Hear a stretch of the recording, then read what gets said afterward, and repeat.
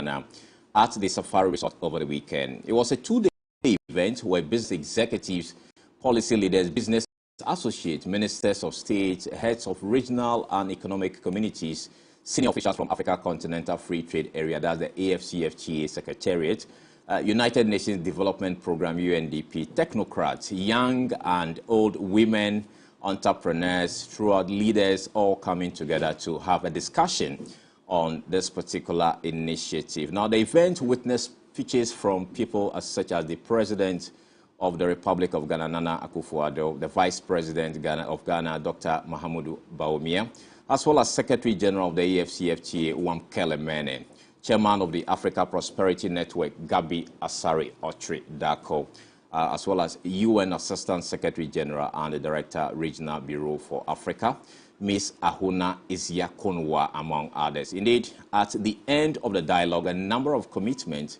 were made. Let's go through some of them, which will be rolling on your screens very soon, so we'll look at them. Now, under business, the following commitments were actually made. One, advocate for and utilize the AFCFTA preferential regime under its various instruments. And two, increase investment in science, technology, and innovation to power value added made in Ghana, African production and industrialization. Then, number three, it wants to advocate for full ratification and implementation of the African Union Protocol of Free Movement of Persons, right of residence and rights of establishment. And four, work closely with the government in the implementation of the agreement establishing the AFCFTA. Now, under government, the following commitments were also made. One, to provide enabling business and investment climate to support the utilization of the AFCFTA preferential treatment. Two, it wants to pursue commodity-based industrialization and facilitate the production of high-quality goods and services within the Africa single market. The third thing they want to do under government is to invest in infrastructure for multimodal transport and logistics, including air transport services, energy, communication, with the support of financial institutions and the private sector to actually improve trade facilitation, reduce production, transport, trade, and transactional costs. Then the fourth thing agreed upon was to establish community-level incubation centers and adopt an entrepreneurial approach to education, including technical and vocational education and training, as well as mainstream applied science, technology, and innovation in the curriculum of schools. Now, the fifth thing that was agreed upon is to mobilize domestic resources through sovereign wealth funds, that is SWFs, pension funds, insurance savings, private equity funds, diaspora and sovereign bonds, impact investment, and green bonds and remittances, among others. And so there are also commitments in the areas of AFCFTA Secretariat and its partners. So tonight on Spotlight, we are actually going to look beyond the rhetoric of summits and conferences and focus on the missing link to Africa's development. We'll be examining the necessary actions that need to be taken to realize the ambition of AFCFTA and the prosperity of Africans in general. As usual, the show is interactive. You can leave your comment under the live stream on our Facebook and YouTube channels at MX24 TV. You can also send your comments to the WhatsApp number displayed on your screen.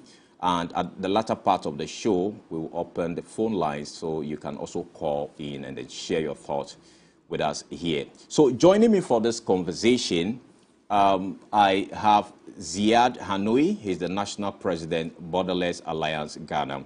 I also have Joseph Atta Mensah. He is the Principal Economic Advisor at the Economic Commission of Africa, as well as Seth Chum Akwambua. He is the Chief Executive Officer, Association of Ghana Industry, that's AGI. Also, we have Dr. Joseph Obin. He's the President, Ghana Union of Traders Association, GOTA, as well as George Barr Stevenson. He is a youth advocate and Chief Executive Officer of Homeland Africa. And so it's my honor to welcome all of you to the conversation this evening. Hello. Okay, let me start with you, Joseph Atta Mensah, if you can hear me. I want to find out from where you sit, Was there the need for such a dialogue at all, since there are numerous existing summits already on the subject matter? I'm not sure whether it was to me or to another Joseph I see, but... Yeah, directed at Joseph Atta Mensah. Thank you. That's me then. Let me start by thanking you for inviting me to be here. And I'm glad to see notable people like Ziad and others who have been working on this project for a long time. Look, there's never enough to talk about challenges and finding solutions to our problems. There's never a cookie cutter way of solving problems. So you cannot say that one meeting solves the problem. We all have, as you all know, 2 heads are better than none. More heads are better than 1. So bringing people together all the time to find solutions to our challenges, to see how to address them, that's very helpful.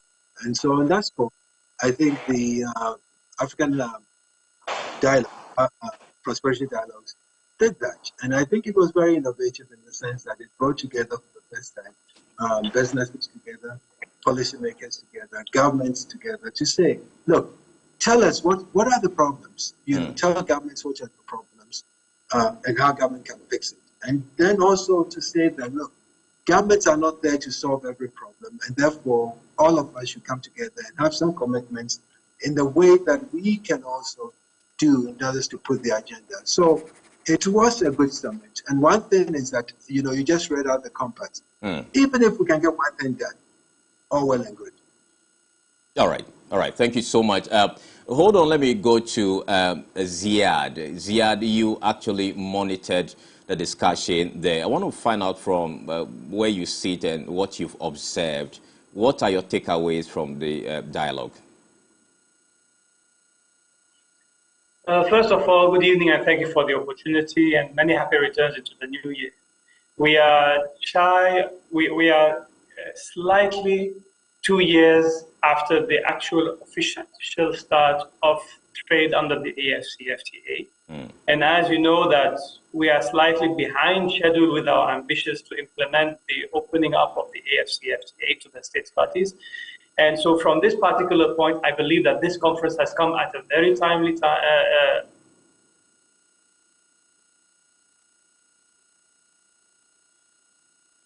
Hello, Mr. Ziad. I think we're having some connection issues there. Okay, Ziad, you can proceed. Yeah, I think I was having some.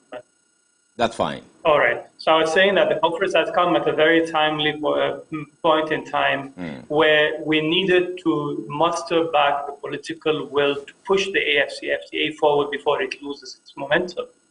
And so I think that the Quao Summit.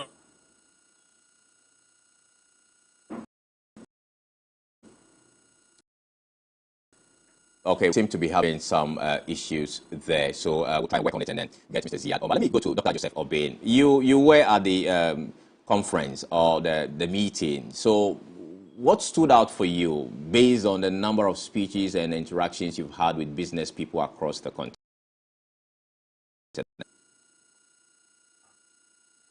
Hello, Dr. Joseph Obeng. Kindly unmute your device. Hello. Yeah, we can hear you. Yeah, thank you very much. I think we could have done better. For the trading community, our presence there was very negligible. The whole Africa have congregated there, and you can see that I was the only trader, recognized trader that was present, that was at the panel. And this continental free trade should ride at the perspective of the trader rather than anything else, because we are going to do the trading. As I'm speaking, we are still seeking information, a lot of information that is not known to us. I was expecting that even by holding this conference, we would have added a trade fair for made in Africa goods that qualify under the rules of origin, so that the traders could shop around to see what we actually have to trade among ourselves. And so if those things are not being communicated to us, what else? Because the people of Africa know more of the rest of the outside Africa, the other continents, more than Africa itself. That's why we do intra-trade of only about 15%. We do intra-trade here because of 15%, because the people of Africa, the trading communities, and we do not trade in raw materials. And so it is very important, and that's why the discussions was also very important to make sure that we do value addition to find ways where we can boost on production. Because if you do not have the finished goods, what are we trading in? And this is the question. We are talking about trade facilitation, and that's what the Continental Free Trade Area seek to do, to facilitate trade. And now, when we talk about trade facilitation, what are we talking about? We are talking about ease of doing business, cost of doing business, and time of doing business. And all these three major factors of trade facilitation are challenged under the Continental Free Trade Area. We are challenged. When this meeting went on, I thought we were going to hear something like we've been able to establish a shipping line that can procure your goods from the south to the north, or from the east to the west. I did not hear Southwest. I did not hear every airline, cargo lines, and all that. I did not hear rules that have been established. I did not hear that the borders have been removed with restrictions and all that. And those are the pragmatic things that the trading community seek. All right. Because we will not go on adventure that we will put our money where we will not get the benefit thereof. And so these were the areas that I was looking at. Okay. And to tell the truth, from the look of things, we have to do a lot more. Even now, as I've said, that we know other continents more than Africa, we were expecting that a platform is created and the necessary information is given.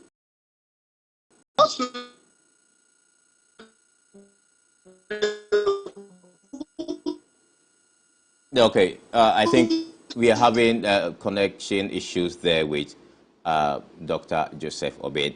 Hello, Ziad, are you still with us? Actually qualify, and that these things have not been communicated. Okay, Dr. Joseph Obed, kindly hold on for me. Thank you so much for your initial submission. Let me speak also with Ziad, who is the president of the Borderless Alliance Ghana. Ziad, welcome back. I want to find out from you. You were making a point earlier. I would want you to end, then I can proceed with my next line of question.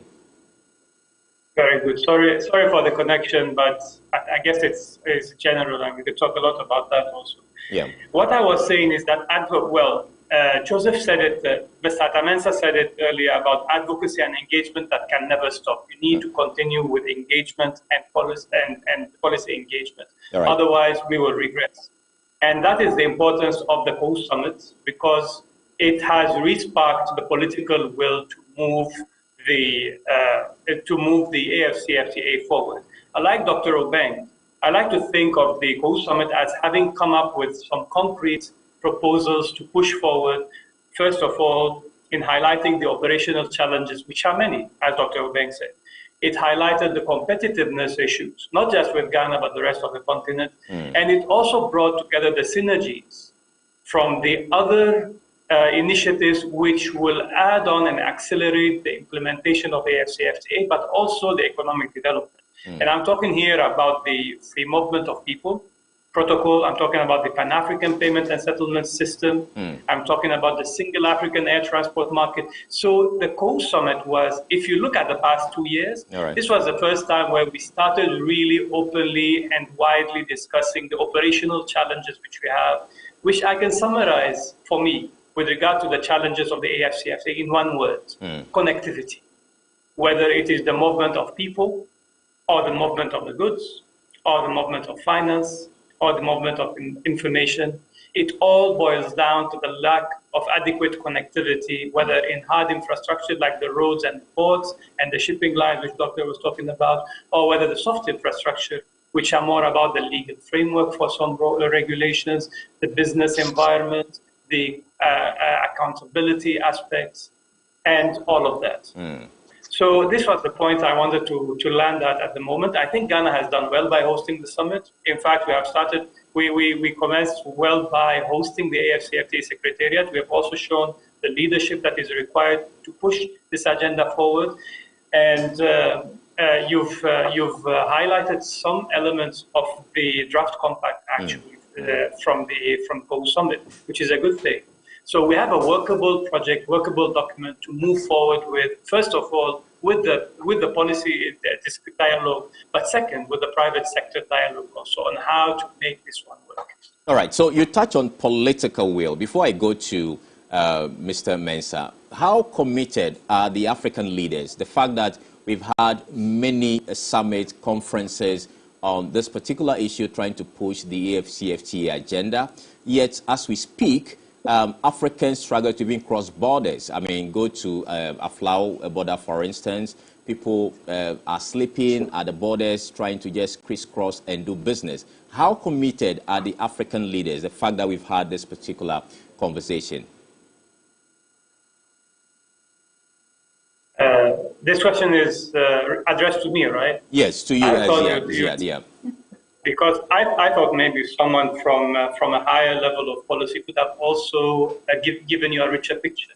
But I might as well give you from where we stand as private sector advocates and professionals. So for me, I think if I look at a snapshot of the number of ratifications of the various agreements that spin around the constellation of the African Union, let's say. We have the single African air transport market. We have the protocol on the free movement of people, and then we have the AFCFTA protocol. All right. And if you measure how many countries have actually signed that document, you will say that the political will was most demonstrated with trade, because we have 44 ratifications and deposits of the instruments of ratifications for the AFCFTA. And then the free movement of people has 4 ratifications. So it shows you that there is a bit of hesitancy, maybe at higher level, maybe lack of sensitization, maybe lack of buy-in. Admittedly, the free movement of people is a bit of a sensitive issue.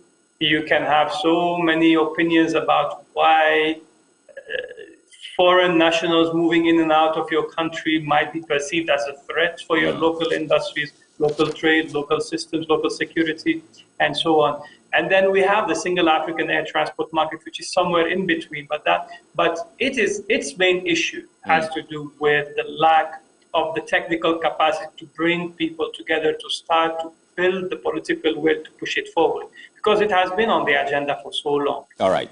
Just a couple of weeks ago, we had a workshop in Accra where it seems that Saturn, as we call it also, has started to take off the ground finally.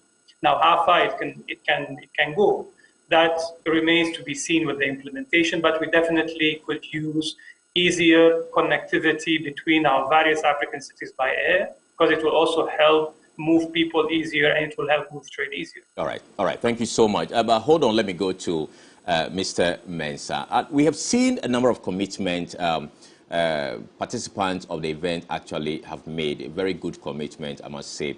So my question is, does the Africa Prosperity Network has the legal backing to push some of these commitments through?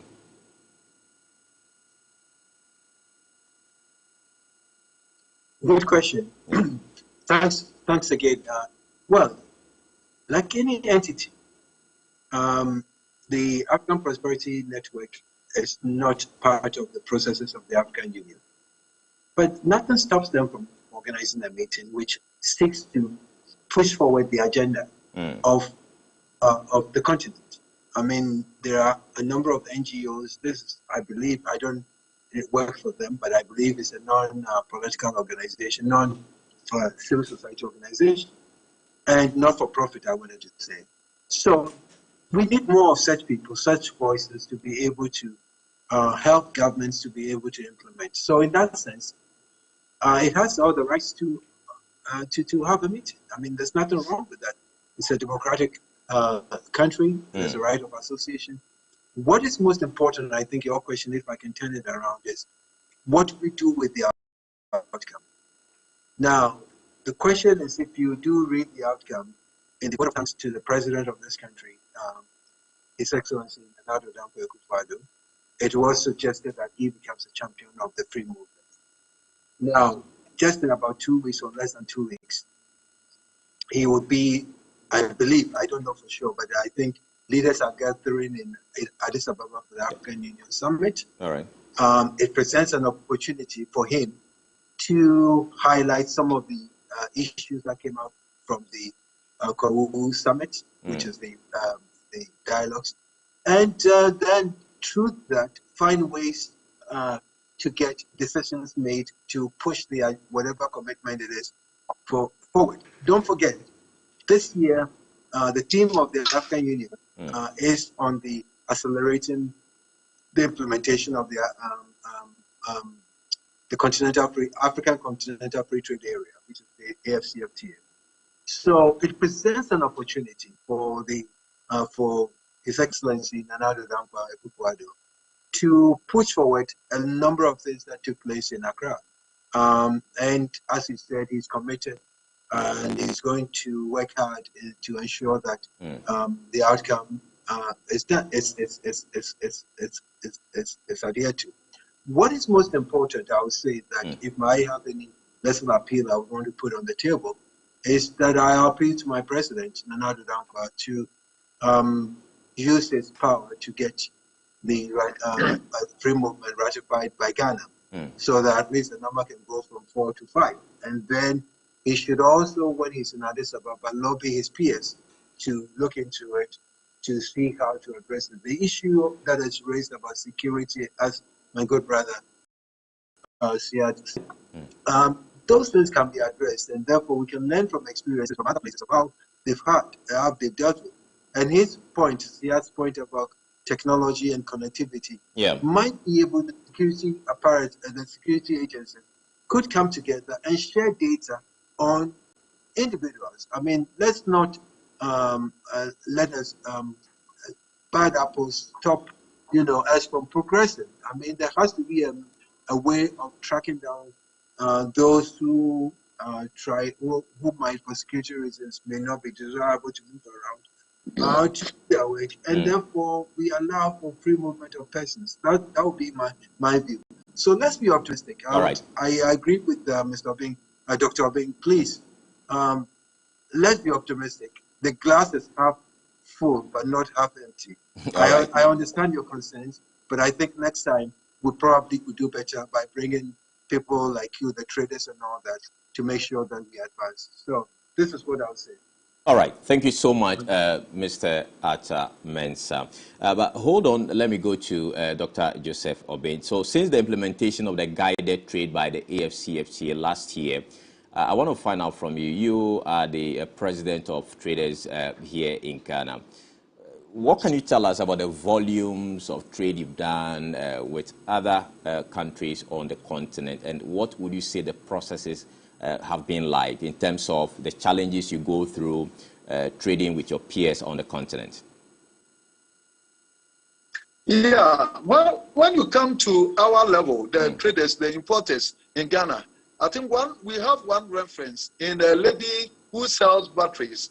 She has already bought one container from Kenya, and she's so advocating that so many things, so many hurdles should be cleared. And so for our entire membership, you know, we do bulk of import and all that. If I say one and one person, and even that after buying one, he hasn't gone again, it means that there are a lot of things to do. And so, like I told you, we are already in motion. We are attracted to other continents for so many reasons. Because of the availability of the goods, because of ease of doing this business, because of time of doing business, and this is what the businessman seeks. Even though we are patriotic and that we would have loved to do business within our own continent, to show out productivity, industrialize Africa, and we will all be better off. So, Doc. But we haven't seen the way clear. And so, you know, there are so many facilities that we also get from our suppliers. The suppliers credit that we have, it's very difficult to access credit from within, but it's very easy that we get this suppliers credit from our suppliers afar, even in other continents. And what attempts have they made in the forms of the EXIM guarantee arrangement to also make us attractive to the African market? The most important thing is that we do not even have information, adequate information, as to the goods that qualify under the rules of origin. Because the continental trade area do not, we do not trade in isolation. It is tied up with these rules of origin. All right. And the information of it is even not there. So what do you do? And that's why matters, I think that seminars like this is important. Organizing trade fairs where businesses will come together, where traders will come in contact with the goods itself, communicate with the suppliers and all that. I think this is the stage. And then also for them to fast track all the solution of the impediment that is working against us. Because the lamentation in this seminar is getting too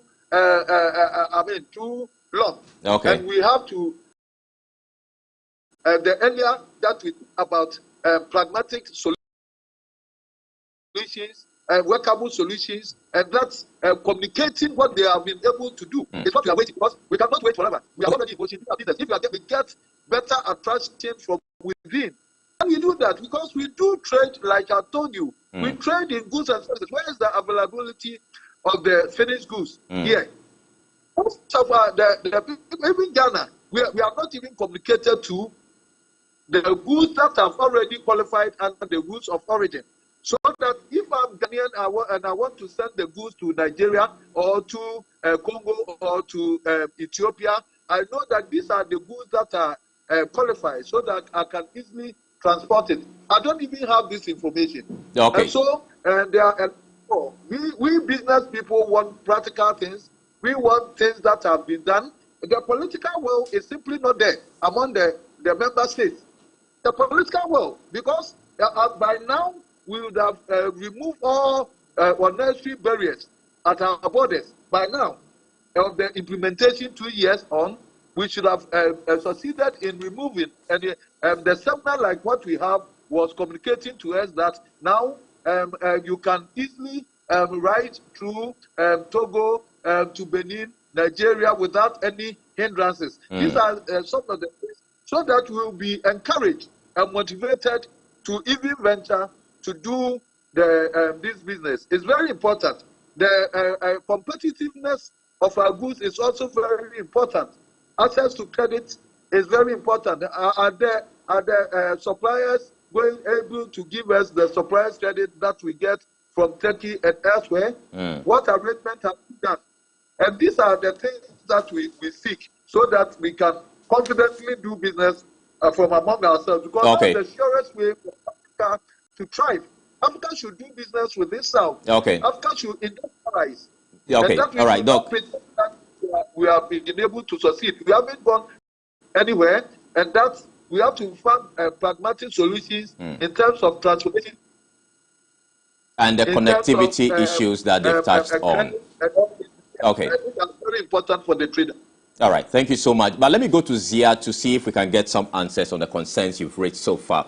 Ziad, if you are still with us, Dr. Obin have touched on key issues that actually affecting the intra-African trade, for instance, lack of information, connectivity issue, and the availability of the goods and all that. How do we solve this problem? You know, last year, the AFCFT actually started the guided trade. And per what Dr. Obin is telling us, just one person or one trader has been able to import some batteries from Kenya, for instance, due to lack of information on some of these products. How do we solve this particular issue so we can encourage the intra-African trade? So this is a good question, and I acknowledge the concerns of Dr. Obeng earlier. I agree that the situation in some countries, not just Ghana, but other African countries, and in fact, other countries in general in the world, have been severely affected by economic challenges due to the impact from external factors, whether war in Ukraine or COVID or internal factors.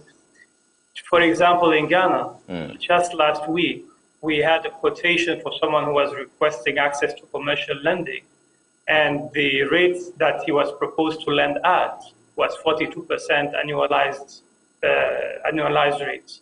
That's not conducive to compete effectively, not just across the world, but even across neighboring countries. And so I think the solution to this one doesn't lie internally. The importance of having summits that bring in rich knowledge and expertise from across the continent and beyond is because we need out-of-the-box solutions that will convert some of the resources which we already have into resources that we can mobilize to use to help not only create more competitive industries, but to create the manufacturing of goods and services that can be later on traded across the continent. You will agree with me that we produce very little as a continent. All right.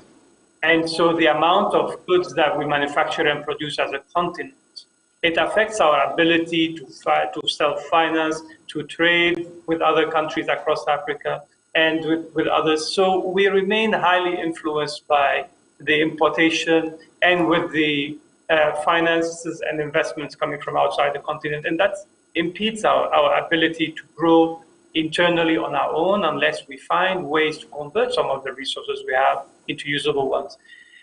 You remember in December, Ghana received a payment, for example, and I'm talking about out-of-the-box suggestions for the way forward. Okay. Ghana in December received a payment for carbon. And then just a couple of weeks ago, Cabo Verde also managed to strike a deal with Portugal in order to convert some of their investments in the country to climate investments. Some of the debts that a country like Cabo Verde had was converted into climate investments. And this will help, first of all, reduce the burden of the debt on a country like Cabo Verde, but also will incentivize countries to look at how to channel the investments or to restructure their industries in a way that takes into consideration the ability to finance some of the green economic development with support from development and also using our own resources internally in a way that is out of the box. So these are not times to look at how to invest more on infrastructure with money from outside. It's about looking at what we have, how to convert it into assets, and how to use these assets to mobilize the resources to become more productive economically. All right, thank you so much, Mr. Ziad. We've been trying to reach the AGI president, but we've still are yet to get him. Once we get him, we'll ask him some of these questions when it comes to local production on the continent. But I've been joined in the studio by George Stevenson. He's a youth advocate and executive or chief executive officer of Homeland Africa Hub. You're welcome to the show, sir. Thank you, sir. All right, so what would you say? Do you think the African leaders have actually taken this particular issue of intra-Africa trade seriously on the continent? Are they committed from where you sit? Right. Thank you very much for having me once again.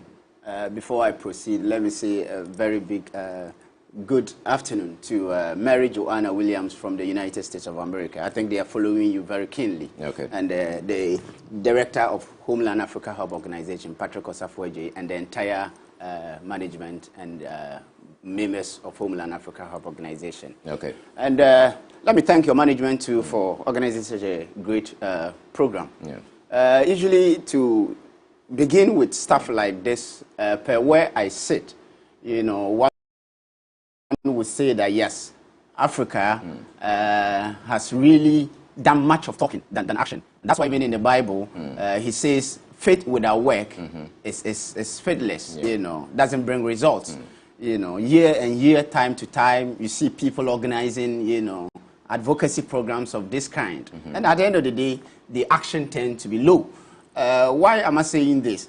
If our leadership had already taken time to have followed what our predecessors have really done, I think most of these things would have been resolved by now. You look at the Modibo Sisekos and the Kambaraka Nyereres and the Kwame Nkrumahs way back in the early 1960s, you know, organizing forums. You know, you talk of the African Union, they try to organize forums of this kind.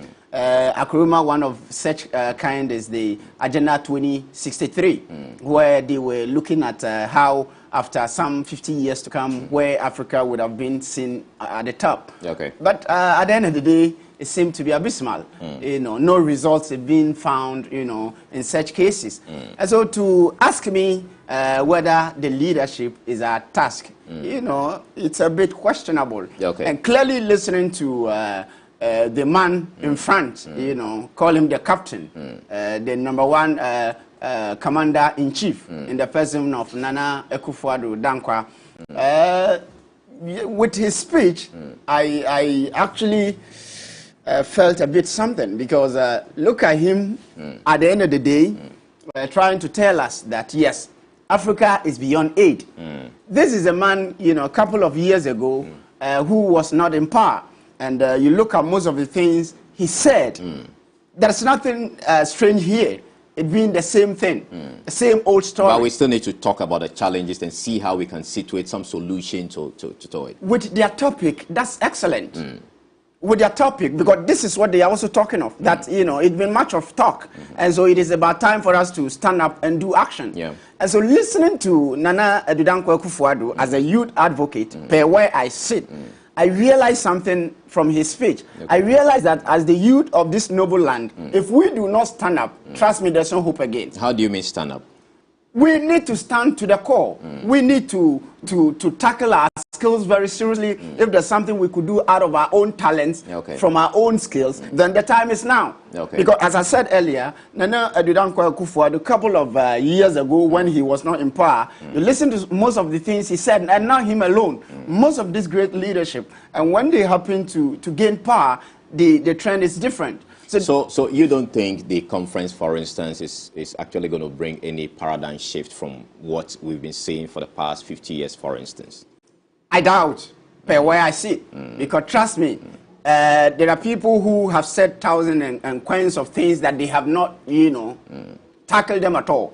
Like I said, it has happened to be like when you have a system where governance or leadership do not even trust their own system, then there's a problem. So I will go to Joseph Atta very soon. Right. But as a youth activist, what are some of the suggestions you can put on the table? The fact that you said that we've been talking for over 50 years and we've not been seeing any actions. So from where you sit, what should be done? Beyond the talks. Beyond the talks. Yes. One of the reasons are that, or one of the solutions I am suggesting is that leadership, the youth, or citizens should come into an agreement. That, hey, look, let's hold these people to task.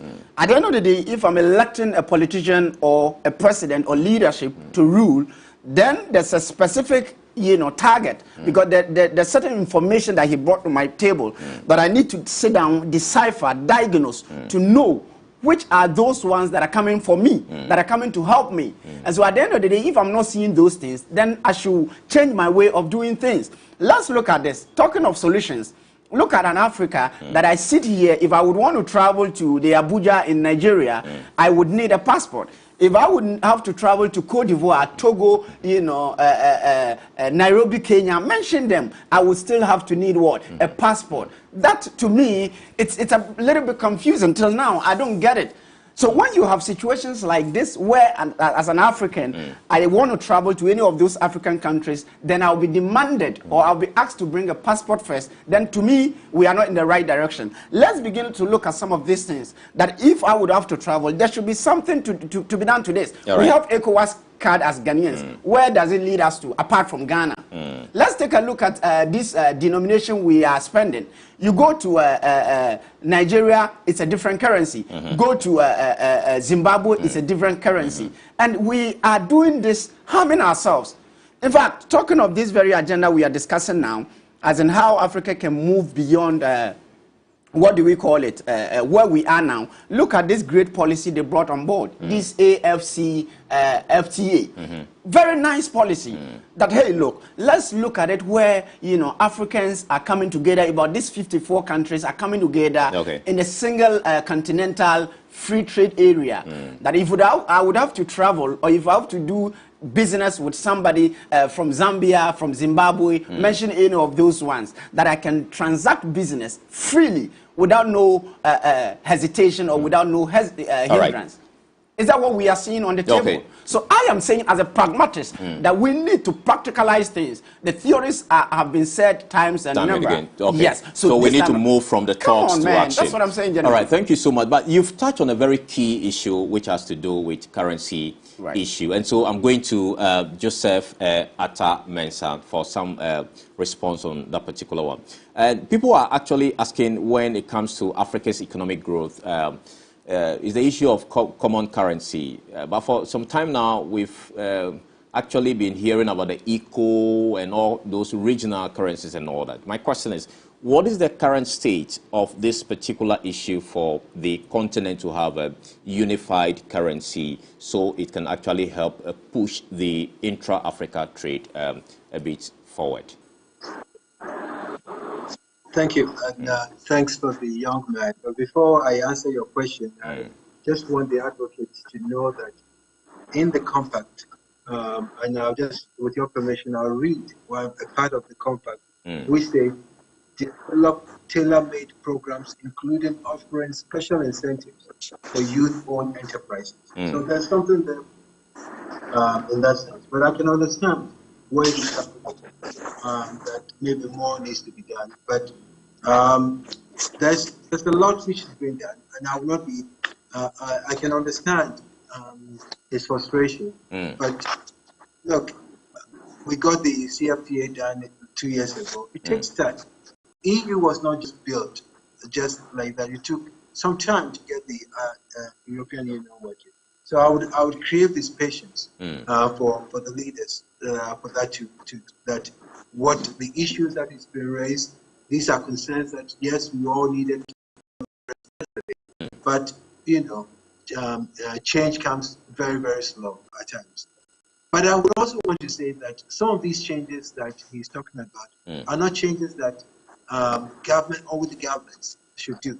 We also as citizens have equal responsibility to hold our end of the bargain, to be able to do certain things. I mean, in terms of looking for information, you could go to the, I just want to point out to Dr. Obeng that there is an AFCFTA coordinating office led by Dr. Arthur, where you could probably visit him on the ground floor of the AFCFTA Secretariat, where you could probably answer some of these challenges that you face. Let me now come quickly to your questions, since time is of the essence. Yes, in terms of to have a common currency, that would solve a lot of the challenges that we face in terms of relationship, the price that we buy the dollar at, what we call the exchange rate. So having a common currency is the way to go, in my humble opinion. But it's not that straightforward. It is difficult because you're telling countries to give up on their monetary policy. So if you decide now to take an African currency, Governor, and the Star system will not have any leverage to set up interest rates, because it will depend on the rates of interest that is set by the African Central Bank. One of the tenets of the Agenda 2063, and even before then, the Abuja Treaty, was for Africa to have a central bank. This, I would say, yes, it is work in progress, but unfortunately, it is going at a very, very, very slow pace. But let me tell you the good news here. The good news is that the Afro-Exim Bank, which is based in Cairo, have set up a payment system to support the African free trade. Although we do not have a continental currency, at least we could use that payment system to help trade. And that is that, if fully implemented, would allow Ghana, Nigeria to do trade with their local currency. So you may not have to look for, what do you call it, the dollars in order to do trade. We are not there yet. We're not completely there yet. But that is a way to circumvent the issues that you point out about the challenges we face with trade. Look, collectively, I think, yes, access to credit is the biggest challenge that we face. Youth not being in gainful employment is the biggest challenge that we face. So I think hand in hand, governments should work with the private sector, and the private sector should work with governments to make sure that we're able to move things. I would have to say, I applaud Siad coming from the private sector for what the interest he has taken in terms of understanding what the CFTA is about. And I think the CFTA is for the private sector more than for the government. Okay. 80% of small, medium firms are from there. So I encourage Dr. Bing, you are the ones who should hold the bull by the horn, collect that information that you have, and organize meetings and advocacy, which will push the government to do what you are looking for. Thank you. It is in your fault more than in the government fault. Thank you so much for speaking to us here on MX24 television.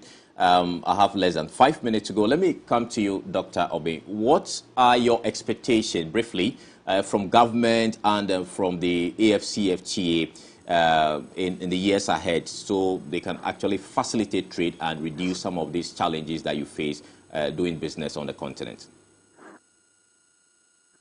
Yeah, I would say that we should have the understanding that the continental free trade area should be driven at the back of the trading community. We are the ones who are going to drive the whole agenda, and that if we are not involved in some of this decision making, that's why we visited at the secretariat and suggested that even we need to facilitate unions of Africa, the trade unions, to come together so that we can also help solve some of these problems, help government to solve. Because we know the problems. We have traded with other continents and we know what is happening there. And so we have a lot more information that can be used to assist. So you're calling for more engagement, right? Yes, and then we have also said that we, instead of some of these seminars, like the seminar was very good, but why did it not end with the trade fair showcasing products made in Africa? Then it will make it complete. Because business people are asking people, we want to see, we want to touch, we want to negotiate, and we want to maximize our profits. And that's what trading is about. All right. And that if you do not have tangible things to see and to touch on to negotiate around, then we say that we are not seeing the wheels of the continental free trade journey. Thank you so much, Dr. Joseph Obeng, for sharing your thoughts with us here on MX24 television. Let me come to Ziad for your last words. Touching on connectivity, especially with regards to road network and rail network, it's difficult actually doing business from, let's say, Accra to Lagos because of the challenges business people go through. How do we build that infrastructure to ensure that if somebody is buying from, say, Cape Town to Cairo, it's cheaper than maybe buying goods from China, for instance?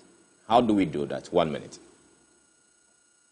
Well, all right. I'm going to go fast because I have two ideas which are very important, which I need to wrap up with.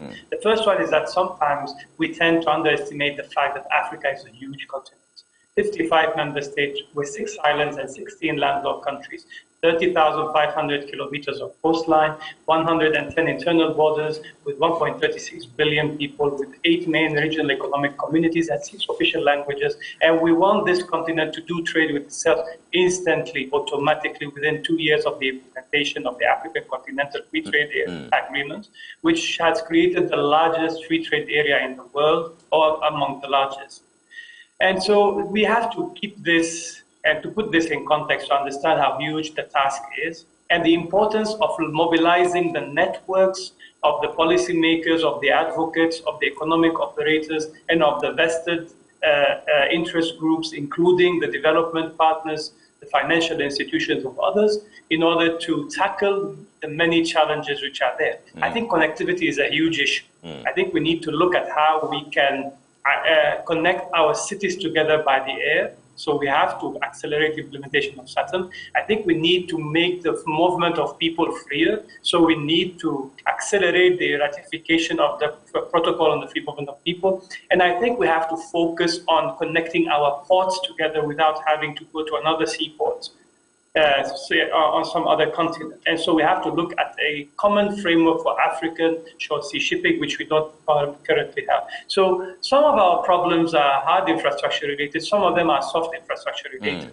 And our roles as governments, policymakers, or as economic operators or advocates is to create these networks, to discuss these ideas, to identify the challenges, and to implement them. All right. I personally think that there's a lot of political will at display. We need to mobilize it. We've come from far, even with the AFCFTA. So we have to be mindful of that fact, and we shouldn't lose hope and say just because the challenges, which many of were not by the making of our own governments, but the challenges are there, but we have to avoid losing hope and to keep pushing towards a more integrated continent, because stronger is together.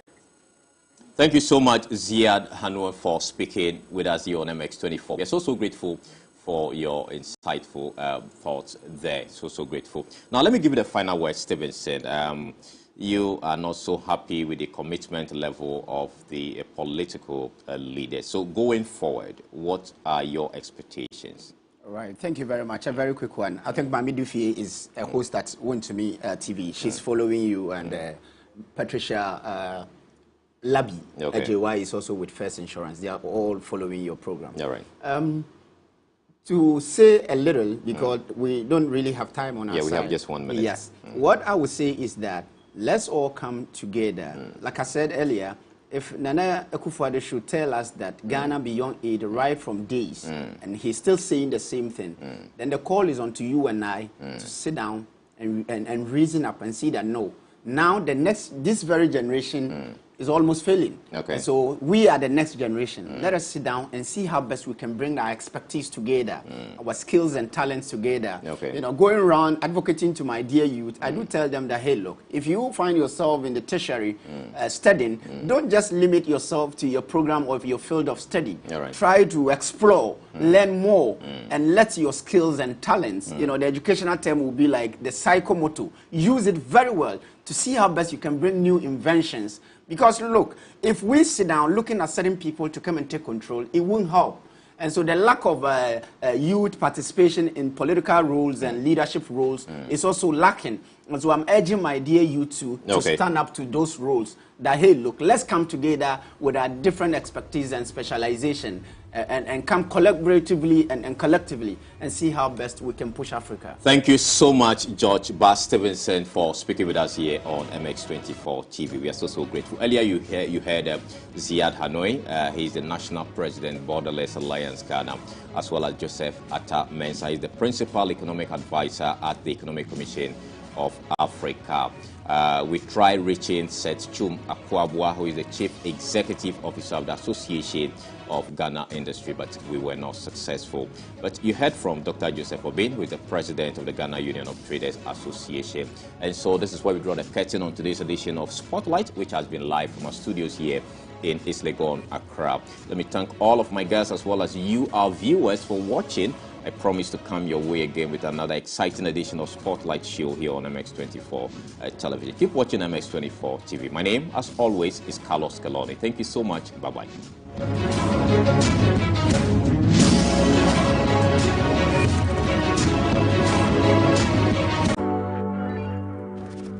Visit www